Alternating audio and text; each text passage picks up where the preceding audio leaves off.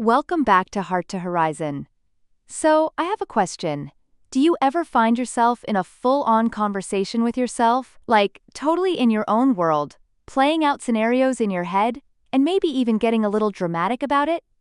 I'll be the first to admit that my inner monologue is constantly chatting away, whether it's thinking of the world's best comeback hours after the moment has passed, or having a pep talk in the middle of a workout. I'm practically my own best friend, therapist, and stand-up comedian all rolled into one. Today, I thought it would be fun to dig into these little inner conversations we all have, and hey, maybe you'll realize you're not the only one who has these quirks. All right, let's get into it. All right, here's something I know most of us are guilty of, those mental reruns where we're, like, way cooler and smarter than we were in real life. You know, when you're walking around, minding your own business, and out of nowhere, bam, you're back in some random memory of a conversation, maybe from years ago. And, of course, this time, you're mentally coming up with the perfect comeback, way better than whatever you actually said in the moment. In my head, I'm cool, calm, collected, and just absolutely dropping wisdom bombs. My inner self is clapping, going, "Yes, finally, we said the right thing!" Meanwhile, the conversation I'm replaying happened when I was, like, 15, and absolutely no one else remembers it. But that doesn't stop me from revisiting it as if it's going to change history. And here's the best part. I get so caught up that I'll accidentally mouth the words, or, better yet, laugh to myself. So, there I am, randomly chuckling in public over some imaginary comeback that, by the way, has zero real-life impact. People must think I'm in my own personal sitcom, but honestly, worth it. Now, speaking of random mental loops, how about those tiny social interactions we keep dissecting like they're a case study? I'm talking about the "did I sound okay" spiral. Let's say you bump into someone you haven't seen in a while and you have one of those quick, friendly chats. Everything seems normal, right? But as soon as you walk away, your brain goes, "Hey, did we maybe sound a little too serious when we said goodbye? Was that joke actually funny?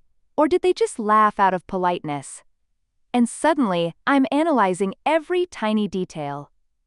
The best part is when you start questioning things that literally no one else would notice. Like maybe I did this awkward little wave and my brain is like, "Oh no, that wave definitely ruined their day. This person probably forgot about the conversation 2 seconds later, but there I am, dissecting the wave, the eye contact, the entire 5-second interaction as if it's some huge moment." And the cherry on top? Hours later, as I'm brushing my teeth, I'm still thinking, I really hope that wave didn't look weird. It's exhausting, but you know what? Weirdly comforting too. And of course, sometimes my inner voice can be way more encouraging than necessary, especially during anything mildly difficult. You know those pep talks you give yourself when you're trying to tackle something challenging like working out, studying, or even just getting out of bed on a rough day? I am so my own cheerleader in these moments. Picture this. I'm at the gym, absolutely struggling on the treadmill, and my inner voice is like, "You got this! You're unstoppable!" But then, no joke, 5 minutes later, the same voice is like, "So smoothie time?" It's like I go from Rocky-level hype to treat yourself energy in 2 seconds. But honestly, sometimes those pep talks are over the top, on purpose. Like, in my head, I'm imagining a training montage, full Rocky soundtrack playing, and my inner voice is out here like, "This is your time!" Meanwhile, I'm just trying to survive 5 minutes on the treadmill. And what's hilarious is that after all that, if someone asks how my workout went, I'll just shrug and say, "It was all right." Meanwhile, inside, I'm feeling like I conquered Everest. Sometimes, our pep talks are just pure imagination, but they definitely keep me going. But nothing beats the good old 2 a.m. brain dump, when my mind decides it's time to revisit every awkward memory I thought I'd buried. You're finally ready to sleep, lying in bed, and then bam! Your brain decides it's the perfect time to bring up every mildly embarrassing thing you've done since elementary school. I'll just be minding my own business, ready to dream about nice things, and suddenly my brain is like, "Hey, remember when you called your teacher mom in 2nd grade? Let's think about that for a bit." And it doesn't stop there, it spirals. I'm reliving every awkward encounter, every cringe moment, and every time I accidentally waved at someone who wasn't waving at me. It's like my brain has an unlimited highlight reel of these moments, and the best time to replay them? Right before bed. And here's what's really funny. At 2 a.m., these things feel massive, like life-altering. But in the morning, I barely even remember what I was thinking about. At night, though? Oh, it's definitely a seminar of cringe. And then there are those random moments when my brain just goes full director mode, staging wild, imaginary scenarios where I'm the main character. I'll be walking around or doing something totally ordinary, and my brain's like, what if you just saved the day right now? And suddenly, I'm picturing myself in some epic scene, like rescuing someone from a runaway shopping cart or catching something midair like a ninja. And don't get me started on imaginary award acceptance speeches. I've rehearsed thank you speeches for awards I haven't even been nominated for, in fields I'm not even in. Like, if there's ever an award for best grocery shopper or most likely to trip over their own feet, I'm ready. I've got the whole speech down. I'd like to thank my family, my friends, and of course, my own inner voice.